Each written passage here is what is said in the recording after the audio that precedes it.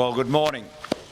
The Prime Minister and I have witnessed today the signing of important initiatives and agreements to upgrade the already strong relationship with Singapore. And as we reflected, and indeed as our ministers reflected, we would not have been able to do this, to advance this already strong relationship, were we not strategically aligned. We would not be able to do this if we did not have, as we do, a common worldview. We see the region from the same perspective, and the Prime Minister and I and our governments are completely aligned in our understanding of the keys to continued strong economic growth. We recognise in our respective nations, as we do here with our national economic plan, the absolutely vital importance of free trade and open markets.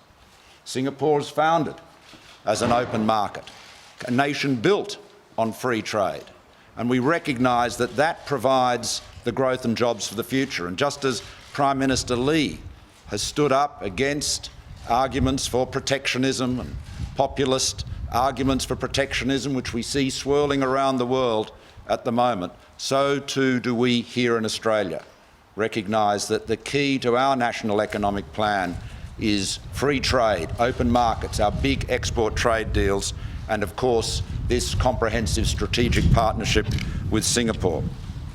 Now, the upgrade to the Singapore-Australia Free Trade Agreement is the most comprehensive upgrade and update to an Australian free trade agreement to date. It expands opportunities for Australian businesses and investors. Exporters and investors will benefit from harmonised rules and less red tape. Our business people will be able to work and stay in Singapore more readily, and our world-class education sector gains new opportunities through the recognition of qualifications. And the upgraded Singapore-Australian Free Trade Agreement also encourages greater investment from Singapore, including in Northern Australia.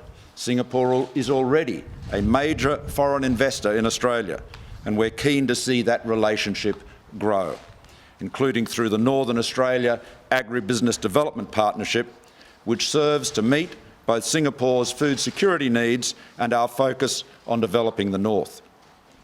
Now, we are building on our already strong defence partnership, reflecting our long-standing shared interests in regional stability and security.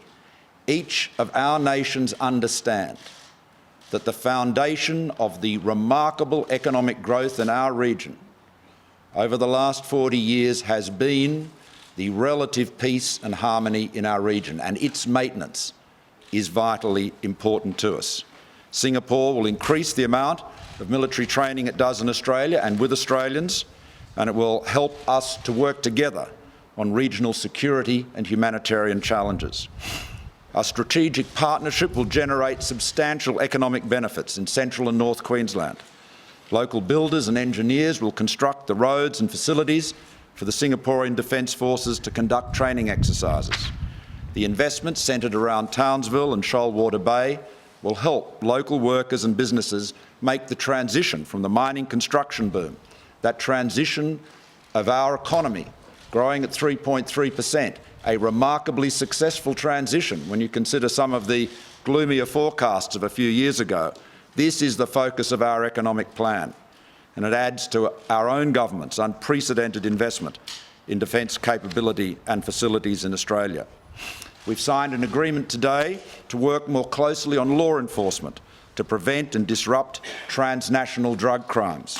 And of course, we are always working more closely together to focus on and prevent terrorism in our region. We recognise that is a global threat.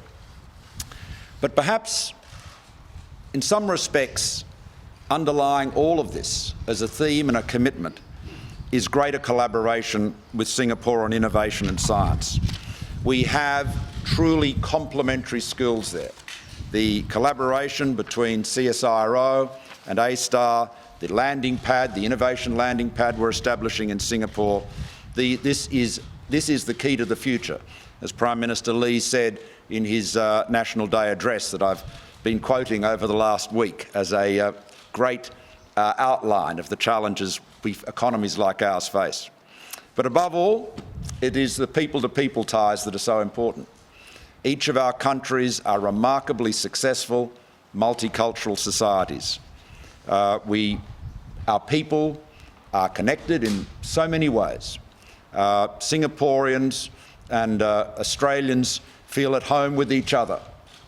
As the Prime Minister said, Singapore is different enough to be fascinating, but familiar enough to feel as though it is home. So we welcome you here, Prime Minister. I'm sorry your visit is coming to an end, but it's been a very productive one, and I thank you for joining us today. Thank you very much, Prime Minister.